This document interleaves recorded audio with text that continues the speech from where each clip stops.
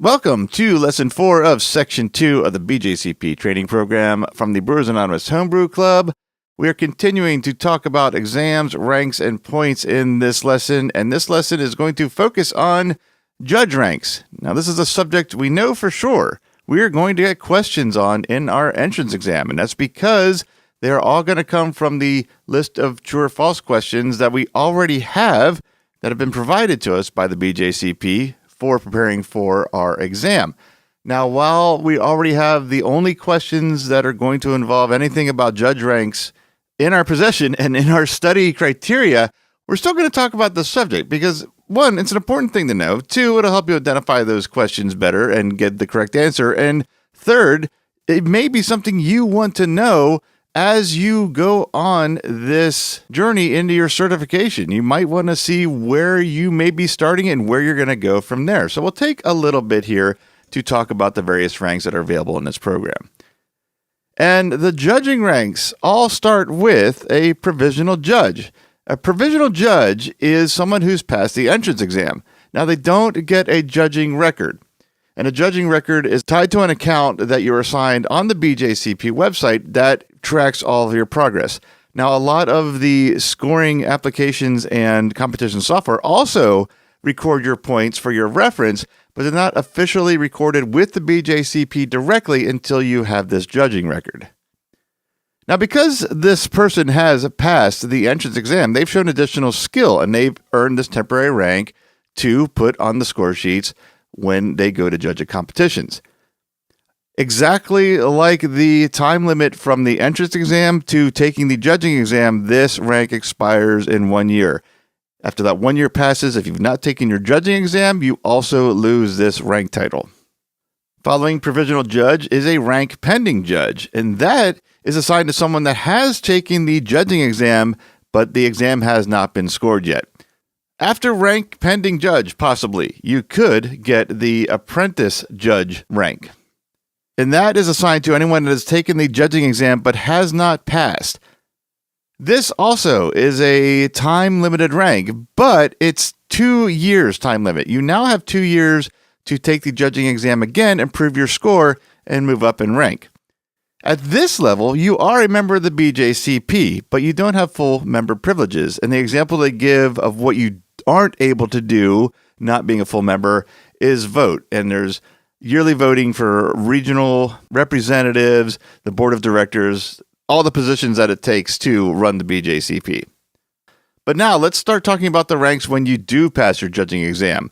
The first rank after passing your judging exam is a recognized judge. Now, a recognized judge has passed the exam with at least 60 points and has 0 experience points. Now, I have on the slide 60 to 69 points. If you scored a 99, but you still have 0 experience points, you are still a recognized judge. We're really looking at minimum numbers here when it comes to these questions. 60 is the minimum you have to score to obtain the recognized judge rank. After that is certified judge. And again, the minimum score here is now 70.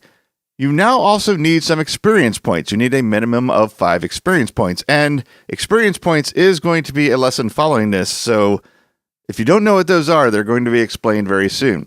And I'm mentioning that because half of those points must be from judging. There are different types of points, mainly judging points and non-judging points. After that is a national judge rank. The minimum score for a national judge on the judging exam is an 80. Now, once you score that 80 on this judging exam, you're able to take the written exam. And that exam is required for the national judge rank and all the ranks above that we're about to talk about. You will, of course, have to pass that exam, but along with passing, your average score of your total judging exam score and your written exam score has to be at least 80 in order to get this rank. And along with that, you need a minimum of 20 experience points. Again, half of those must be judging points. After national, we have the master judge rank. Again, the minimum score on the judging exam is 80. Now, for the composite score of your judging and written exam score, now we're bumping it up to 90. And do the math here. If you only score an 80 on your judging exam, that means you have to score a 100 on your written exam. I'm sure that's technically possible. I'm also equally sure that's extremely improbable. But the good news to that is, if you scored an 80 on your exam and you do want to pursue these higher ranks, you're able to take the judging exam again and improve that score and kind of balance out that scale when it comes time for your written exam. Along with those scores, you also need a minimum of 40 experience points, and of course, half of those must come from judging. After Master, we are looking at the Grand Master rank. And we start off with the similar criteria of at least an 80 on your judging exam, a composite score between your judging and written exam of 90, the experience points increase to 100, half of course which must come from judging, and now we're adding additional Grand Master service requirements, or GMSR for short. The points awarded for GMSR tests are quite extensive, as you see on the screen. The real takeaway from looking at this graph is to know that there's not one thing you can do to get all the points you need. You need 240 GMSR points for every Grand Master level. Grand Master 2, 3, and above, I believe it can go as high as you have points.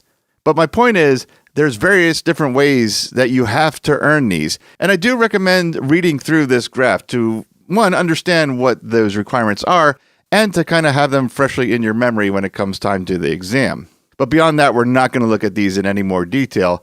And we're going to go on to two more ranks that are officially part of the BJCP, but don't really have anything to do with any of these exams, and that starts with an Honorary Master rank.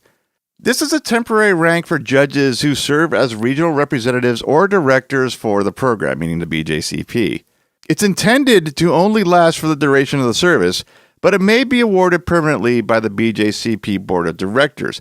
But this judge must demonstrate a Master Judge proficiency in order for that to happen. And then there's the Honorary Grand Master rank.